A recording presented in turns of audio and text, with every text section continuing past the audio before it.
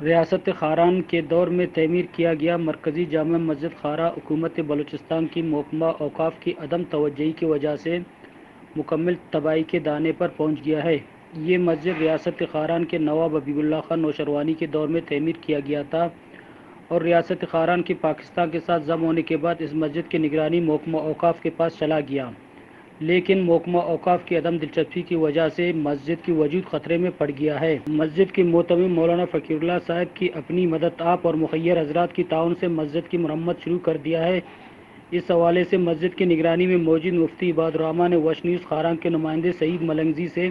مسجد کے حوالے سے تفصیلی بات چیت کیا۔ حبیب اللہ خان صاحب مرحوم یک یادگار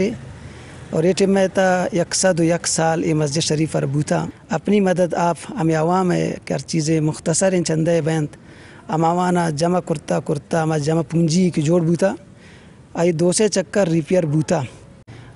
رنگ علاوان کہ مسجد شریف ستاو ڈنا پورا رنگ کنگیند تو لہٰذا نون ہمیں پیغام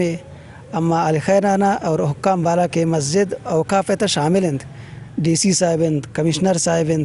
دیگر چن کا ذمہ دار ہیں، شموت چنے خدمت تم گزارش کنن کہ اللہ گیسن تک اور یہ خاران تے عظیمین قدیمین یادگار دور دور مخلوق پر ایسی سیلا کائنتیں، تو لہٰذا اگر اسی طرح توجہ دیگ نبوت ہمیں خوبصورت مسجد خدا ماندہ چوما بھی کہ آکے ایک ڈیرے جوڑ بھی بیتیں اور ٹوئے نقصانی جوڑ بھی بیتیں۔ ٹیم کے ساتھ سعید ملنگزی، وش نیوز خاران۔